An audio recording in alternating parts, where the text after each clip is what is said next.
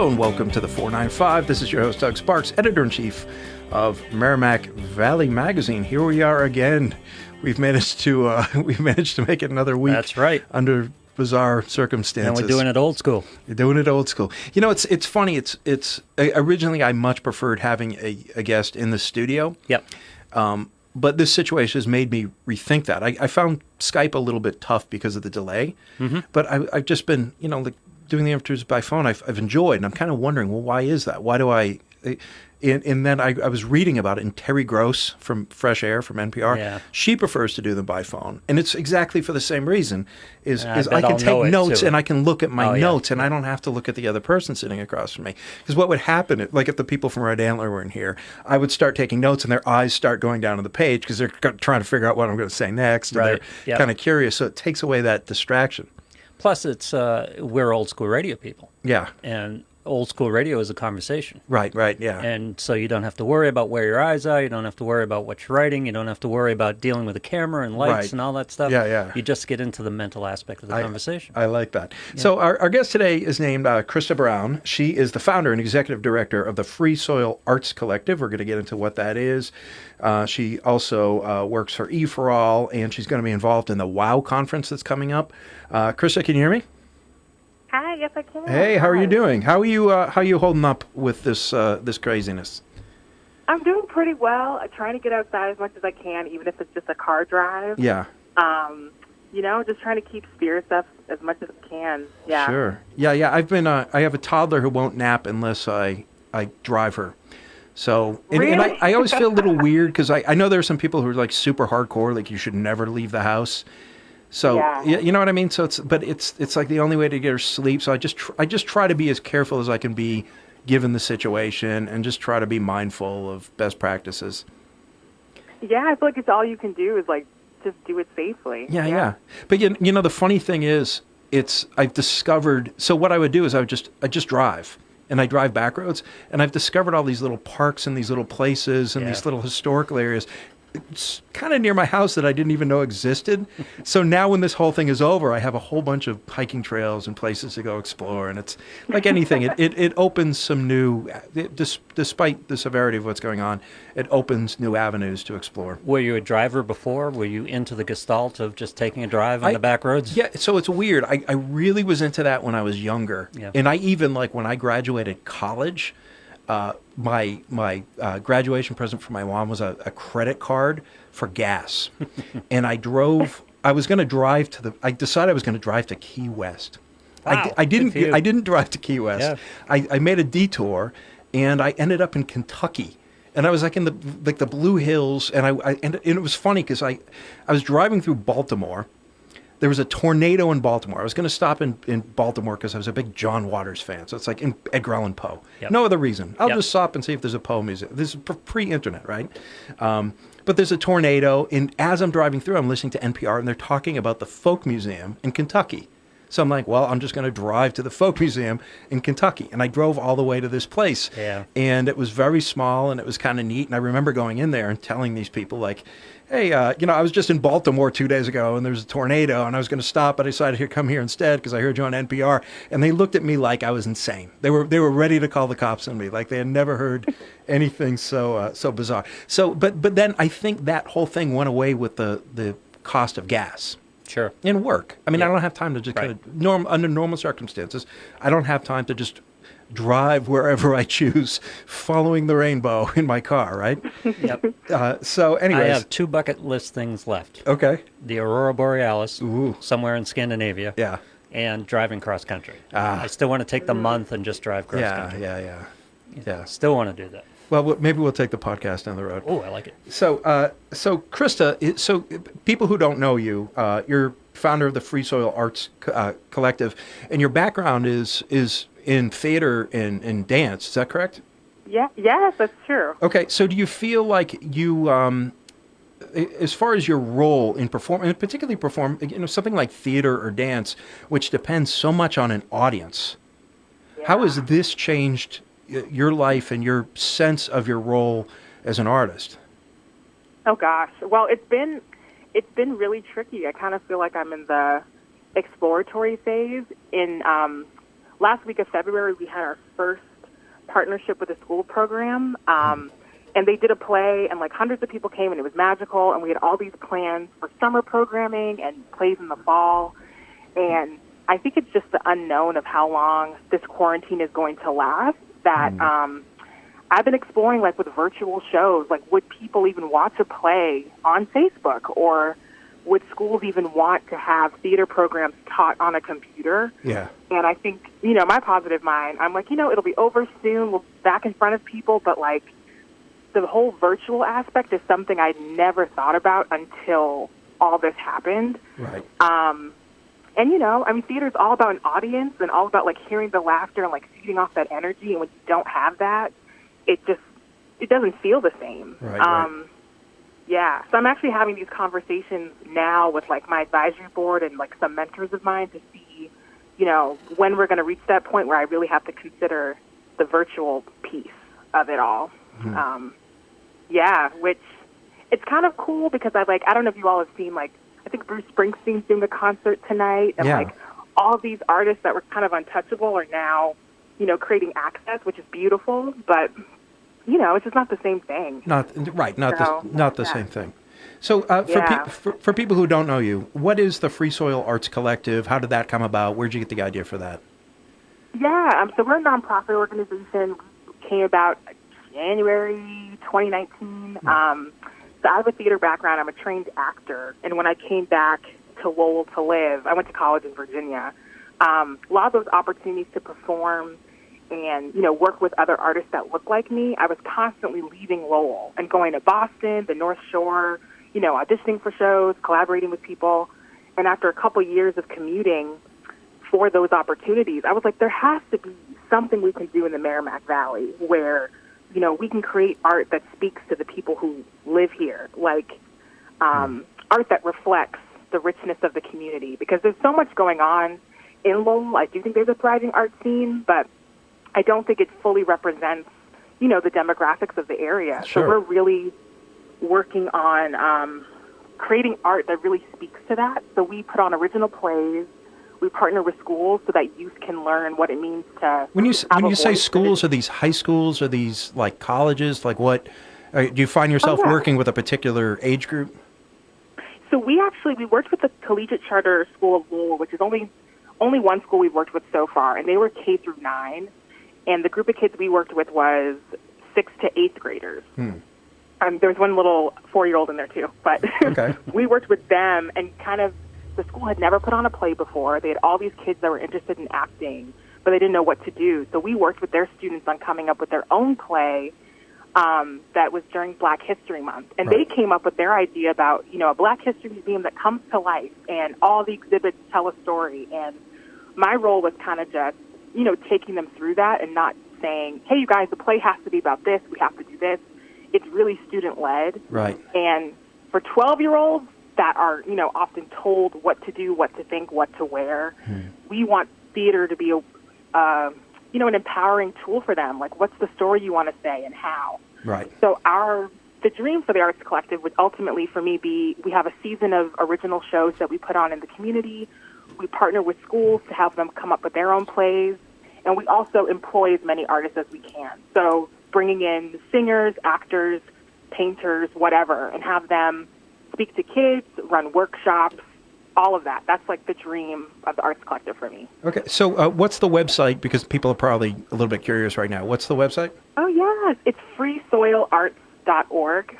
Okay. And then maybe someone listening right now on Facebook, you can go ahead and, if you wouldn't mind, put that in the comment section so that can come up. So as far as the original shows, what have you done so far for the public? Yeah, so June of last year we did a show called Hair Tales, Stories of Black Heritage, where I met with 5 actors, all black women who shared their story about hair and how it had impacted their life. So anything from like working in the corporate field or having coworkers say, just odd, maybe offensive comments about your hair, some of the negative experiences that you have as children depending on where you grew up, and kind of how it influences identity. And they call it like documentary theater, so it's based off all their true, their lived experiences, and I kind of just pieced it together. And we had it at Merrimack Repertory Theater during the summer, during their off season.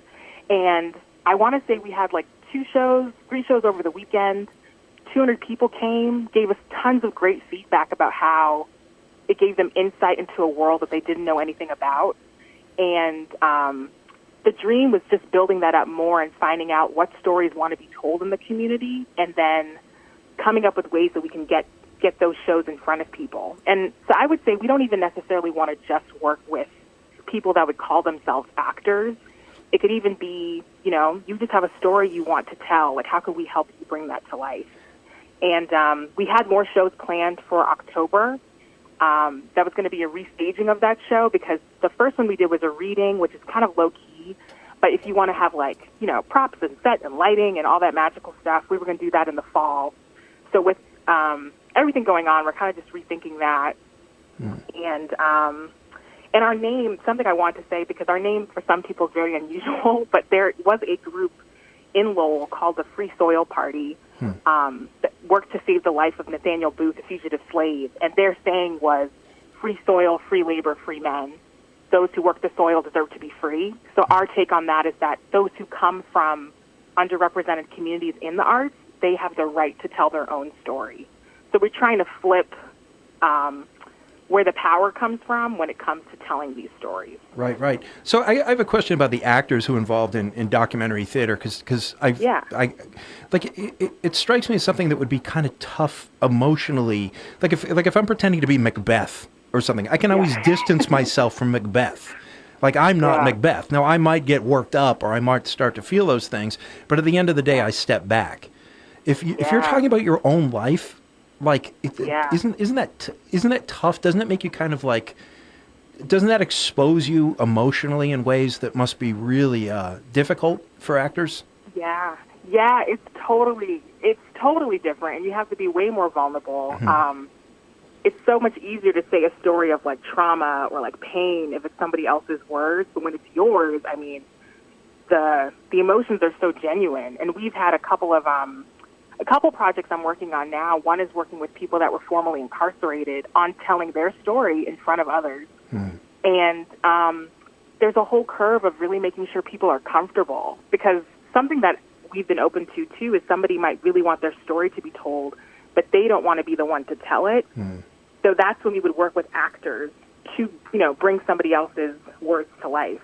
And it's even something I've been thinking about in terms of my skill level. I feel very confident in helping somebody to share their story. But when you get into, deep emotional traumas, I think those are moments that you really have to bring in somebody from the outside that can really be trained on like what to say, what not to say, how to give people the space to really feel in a safe way. I think as we grow, it's really going to be something we have to be a bit more strategic about, because it can be so vulnerable, like sharing all these deep, dark truths about yourself. Yeah. How do you? So you're obviously a very busy person. Is that fair to say? But what is this?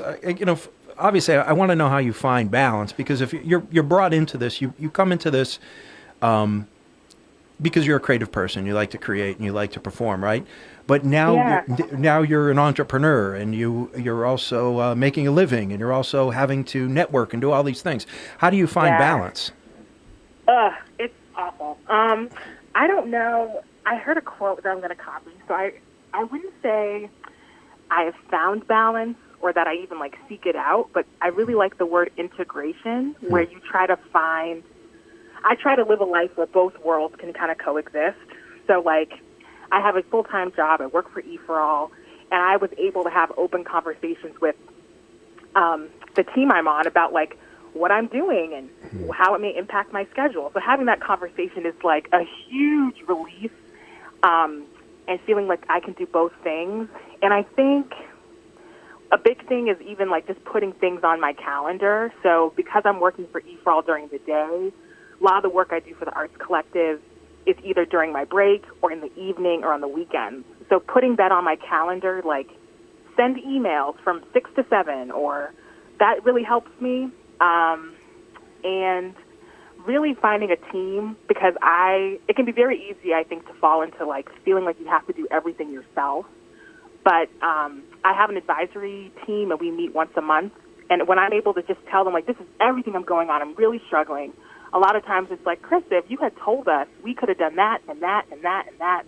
So I've been trying to figure out those ways where I can, like, you know, give somebody something that they're eager to do instead of me trying to avoid it for weeks at a time. And I think that's been the biggest thing, just leaning on other people to help. And it's not easy. Sometimes it's really stressful. Sometimes I'm really overwhelmed, like, what are you doing? But, you know, it's the only way to make it happen. So Sure. I think, yeah. Who's on the advisory team, and how did you put them together? How did you, obviously you're the executive director, so you chose the advisory team, is that right? Yeah. So who did you go to and why? Oh, yes. Depth. Okay. So we, last year, so we have a fiscal sponsor, the Greater Lowell Community Foundation. So technically the Arts Collective, we're a nonprofit, but all of our accounting and magical math is led by the Community Foundation. So they hold, they have an account where all of our donations are held and all that magic, give us tons of support. They're amazing. And we don't have to have one, but they were kind of like advising me that if you really want to, you know, come up with a plan and be strategic about what you're thinking, an advisory board would be great for you to put together. So I really just tapped into my network and asked people who had different types of skills. So we have, like, Robert Gignac, who works with the Lowell Community Charter Public School, huge knowledge of, like, accounting and finance. Francie Slater of Mill City Grows, who has all this nonprofit, you know, background and can really advise me on that. We have Diana Colantino, who works with the New Vestures Fashion Makerspace, so she has all this, you know, artistic, creative energy. We have Laura Smith, who is like a staple in the Lowell community, who just gives me so much guidance and advice. And Annie Vong of Humanity, and also Nachelle Gandia, who has event planning experience. So I think we have about 7 people all together. And really, I was trying to be strategic about the kind of skills that they brought and other people that, you know, their strengths may not be my strengths. Sure. And we meet once a month and really just tackle priorities. And I also, some advice I got was, like, to just pick people that I already got along with. Like a very basic thing, but not really go too far out of trying to get somebody that I didn't know very well. These are all people who we can be honest with each other, which is very important. Sure. So you mentioned organization EforAll. Not everyone listening is going to know EforAll. What's EforAll? Yes. Yeah, so EforAll stands for Entrepreneurship for All. It's an organization where basically if you have an idea for a business or even a pre-established business that you want to take to the next level, we have an accelerator program. It's a year long, but the first 12 weeks are the most intense. You have classes twice a week, and it's kind of like a business boot camp. So you have an idea for a bakery. You may have no sense of sales or who your customer is or how to price things. Every class has a specialist come in from the outside with that background, and they give you all of this knowledge, all these connections, and by the end of the 12 weeks, you have a plan that you can go after. You also get a mentor team of 3 people. You get matched with 3 people who you're meeting with once a week during that 12-week period. And the same thing, they're like reinforcing what you're learning in class, giving you that tough love. And then there's opportunities for cash prizes every quarter. So some people in the community, businesses that you know of, like Purple Carrot or trying to think, Mill City Grows, like there's so many organizations that went through the program, and you see the impact. And I would say the biggest thing is the network, because you have this idea, you don't know what you're doing. All of a sudden, you're joining 15 other people who have ideas about a business, and you have people that you can vent to, talk about the good things, the bad things. I want to get a loan. Is that a good idea? Does anybody know anybody at a bank? Like, you have this network all of a sudden that you didn't have before. And the reason why, so EforAll is based in Lowell, but there are also programs in Holyoke. There's a Spanish program that's in Lawrence. We have a program in Longmont. I think there are 9 programs altogether. And the biggest thing is it's all in communities where that network can be more difficult to find. So we're not in these big cities on purpose, because we want to be in places where people may not have that network, or say, like, oh, I can just hit up my former colleague at Harvard. Like, these are people who don't have that network. And I actually went through the program myself recently, and asked if I could go through it for Free Soil Arts Collective, and it's life-changing. It's completely life-changing. It's crazy. So it's, and maybe it's a personality thing, or was it like some sort of like conscious decision? I mean, you mentioned early on that as far as theater and performance, you found yourself having to go to Boston or big cities. Did you have to consciously decide, hey, I'm not going to go to New York, I'm not going to go to San Francisco, I'm going to do something in Lowell, I'm going to stay local? What do you remember what your thought process was at the time? Yeah, because I was one of those ones who wanted to go to New York. I auditioned for Juilliard, did not get in, obviously. I was living in Lowell. I'd been here for maybe a year or two and was like, nope, this is not for me. I'm not going to stay here. And I can't explain it. Like, it was kind of like a feeling. I remember I was just working in Lowell at the time, and I kept trying to fight it. So I was meeting people, connecting with people, felt like I was finally getting roots, which was a new feeling for me. And I kept on trying to fight it and saying, like, no, I'm going to New York. No, I'm going to New York. And then I just made the choice to stay. I literally was like, you know what? I'm going to stop fighting it. I'm just going to dig in here and see what could happen if I settled in this place. And that was when all the opportunities came about, like whether it was jobs or people who were like, oh, my God, Christa, you should talk to this person.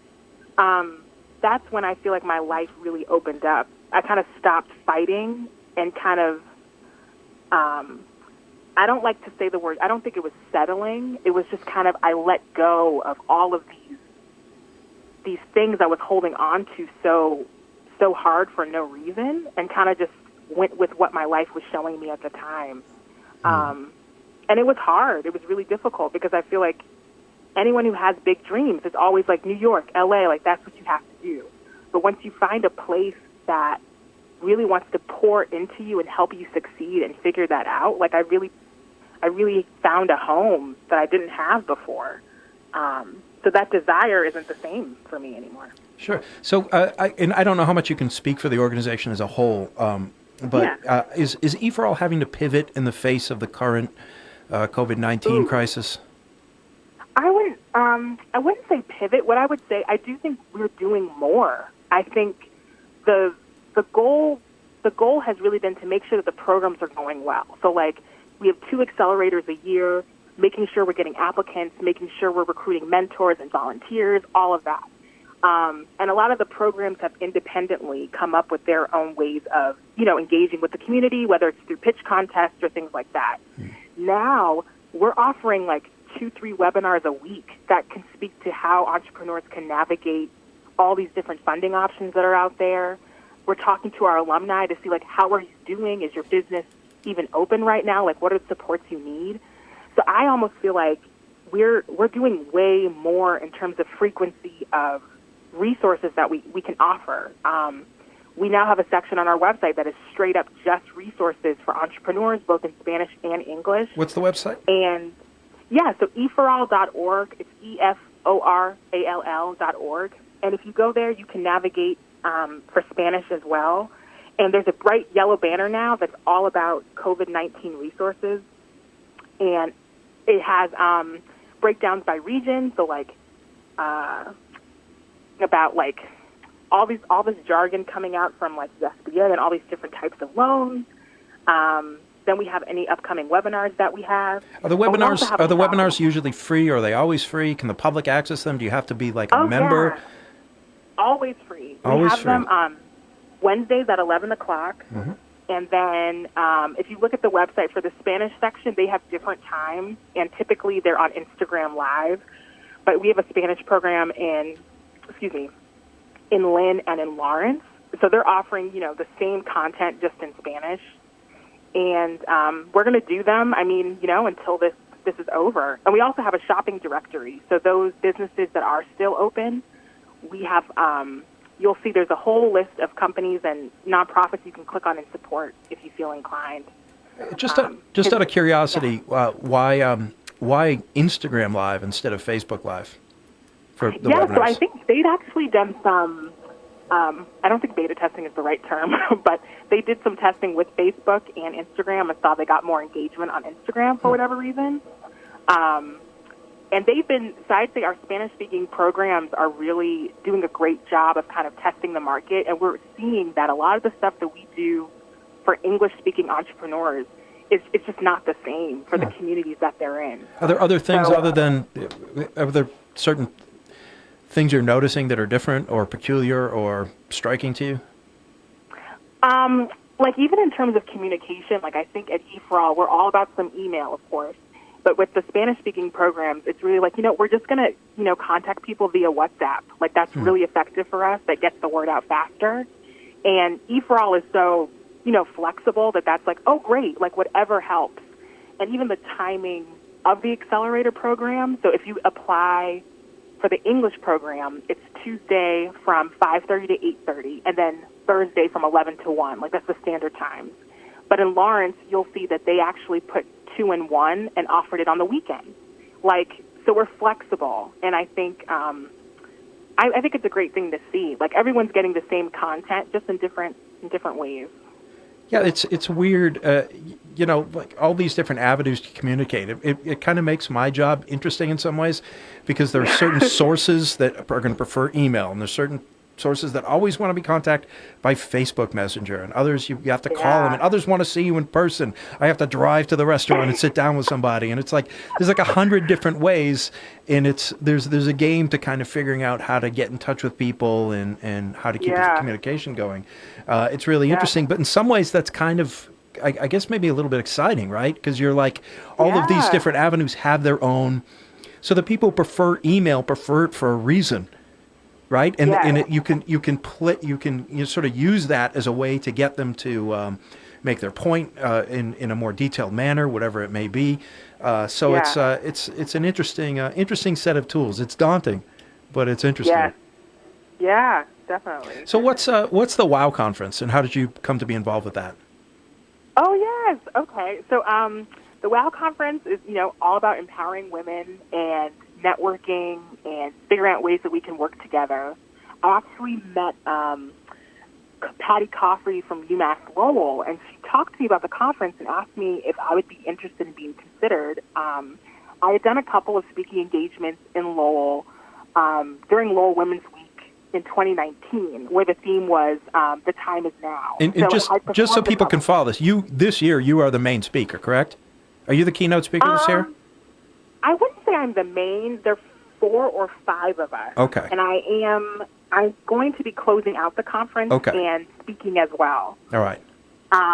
Yeah, and it really was because of there were a couple of speaking engagements I had done in Lowell around the theme of, the time is now to pursue your dreams and to go after what you want to go after. And they asked me if I could expand upon that and speak and share a little bit of my story with people. So, of course, I jumped at the opportunity, and so many of the other women that are speaking are incredible, like from TD Garden, the Boston Globe. So it's like, it's all about, empowering women and networking and figuring out, like, anything that you've been sitting on that you haven't pursued, like, why is that? And the time is now to just go for it. Take the first little baby step on whatever it is.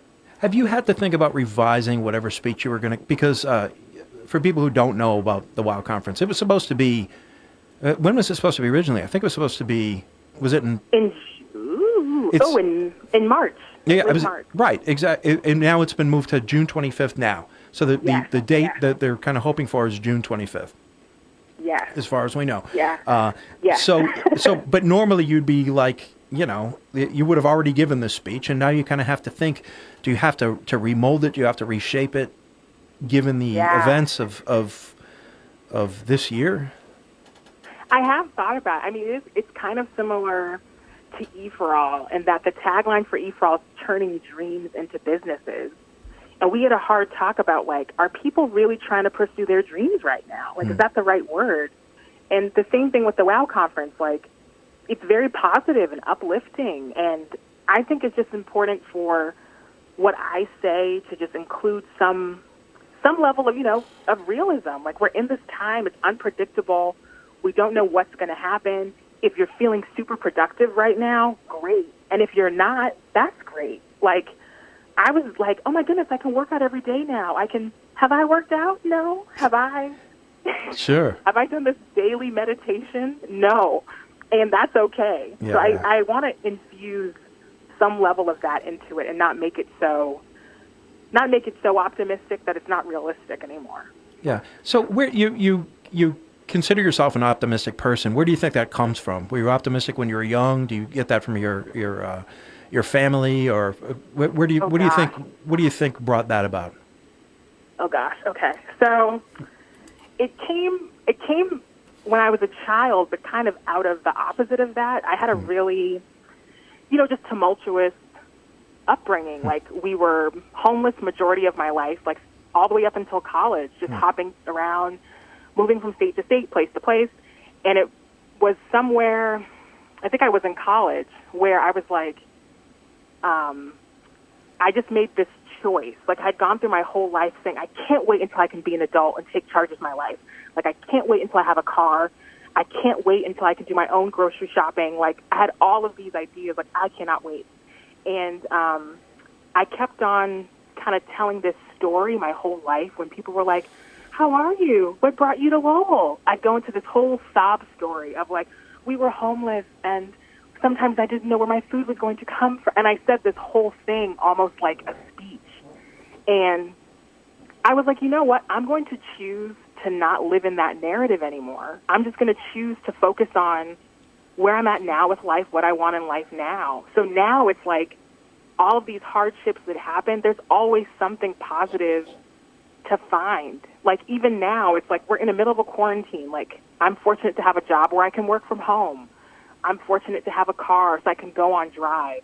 Like, my life now is really having something to look forward to is the only way I know how to live.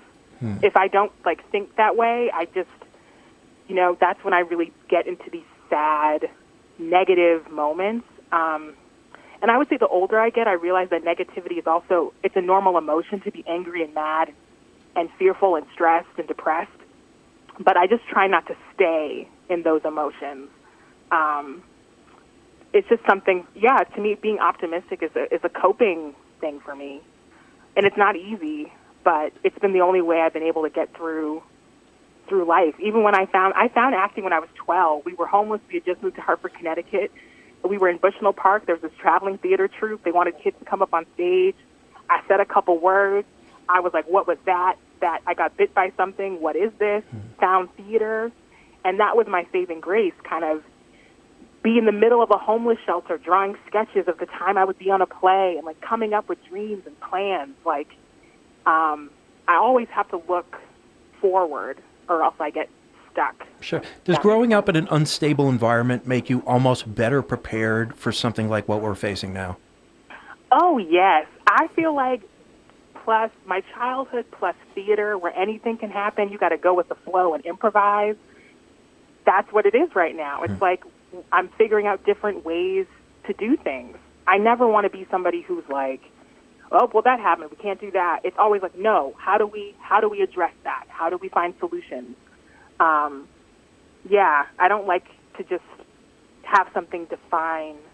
I don't like to have circumstances define what I'm going to do. I will just, switch directions and figure out a different way to do it. Yeah. So do you have a personal social media presence? I think I looked on Instagram and couldn't find you, but there might be because there were a lot of other Christa Browns. Like, how do people kind of follow what you're doing? Yeah. So my Facebook, of course, Christa Brown, but my Instagram is Choice to Be Happy. It's the number 2 and the letter B. That's where just, my life, selfies on occasion. And I also had a Choice to Be Happy podcast that I've kind of paused during this time, but same name. Okay.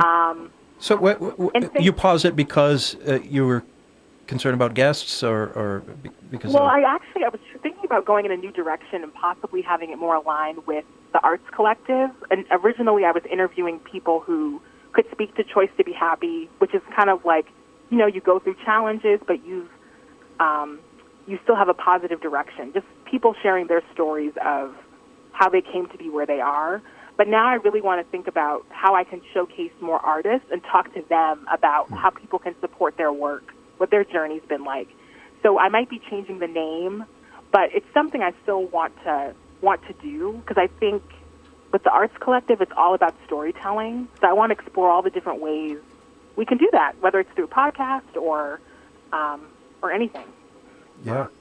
Lou, do you have any I'm going to turn over to Lou, because Lou always has some interesting questions that I never would have thought of. Christa, let's talk about EforAll right now. And I think one of the more massive shifts in society over the last decade and a half is that it's not that there are entrepreneurs out there, it's that we are almost all entrepreneurs, and we have to find our way of generating income and generating businesses on the side or online. It's not just brick and mortar opening up a store anymore or opening up a factory. How is EforAll dealing with that? How do they deal with the virtual economy and the gig economy and people who are just trying to make money outside of their normal jobs, if they even still have normal jobs? Yeah, well, what we've been trying to do is really making sure first that everybody who's gone through the program knows the resources that are available. So we've been sending tons of communications about, like, this loan opportunity just came out. You're going to want to apply, reach out to us with any questions or anything, just to navigate really this overwhelming number of resources that are now available. I mean, it's beautiful and it's great, but there's so many. So we're trying to help them really navigate what the best options are for them. And I would also say we're just sharing what other people are doing. So there's some people who've gone through the program, like Kashari Mama, for example, who's selling street Egyptian food. So in this quarantine, what do you do? So they came up with an idea to come up with kits that people can have and create it at home. So then that's something that we will tell other entrepreneurs about. So if they're a food-based business and didn't know what to do, now you have an idea and you have somebody you can reach out to ask them, oh my goodness, how'd you make that happen? There are even entrepreneurs that are out in the South Coast in Fall River, New Bedford. They have a business called Got You, haha, pun, and they were in an area where, Uber Eats and stuff wasn't around, and they created this thriving business, which is food delivery, and in the middle of a quarantine are hiring people as drivers and partnering with dozens of restaurants that they weren't working with before, and, kind of trying to make a good thing out of a negative situation. And I think when other entrepreneurs hear about that, it kind of makes it more real. Like, this isn't like a news story you can't relate to. These are people who went through the program with an idea and are literally finding ways to, like, positively impact their local economy. And you can literally hit them up on the phone or an email and say, I went through EforAll too. Can I talk to you? So we have this network of hundreds of people who are innovating or, may not know what to do, but at least know of people that they can reach out to. And on the art side of it, you mentioned earlier in the program that you were wondering what the market was for online entertainment, whether it be plays or things like that. I noticed, I haven't seen it yet, but I noticed SNL did a show from At Home Saturday night, which I thought was incredibly creative. But don't you feel like this is a catalyst, but you're almost forced to do it, and the audience that you mentioned that you would thirst for, with the younger generation, isn't that audience likes and views? I mean, they're a social media-based generation. They're probably more comfortable with a virtual audience. Yeah, I think it's definitely something that the Arts Collective is going to have to do. Like, we were planning on doing summer school programming and teaching kids about theater and bringing in guest artists. I think it's something where literally right now I'm working on, like, reaching out to schools and asking them, what can we still do? How can we help during this time? Because I think that's the biggest thing. If there's a need, then we got to figure out how to fit it, how to make it happen. All right. Well, thank you so much for being on the podcast. I really appreciate it. Maybe you'll come back on sometime if you don't mind. I'd love to have you back on. I'd love to see you. All right. Yeah, we didn't. We were talking about this before. We've never met in person. I think this is the first guest where this has been the situation where I've never met you face to face. But at some point, I'll be wandering downtown Lowell, and we'll grab a cup of coffee at Brewed Awakening or something. Can't wait. All right. Thank you so much. I really appreciate it. All right. Next week on the 495, our guest is going to be comedian Amy T. And this is going to be a lot of fun, very interesting. Lou, thank you very much. Krista, thank you very much. Yep. I'll see everybody next week.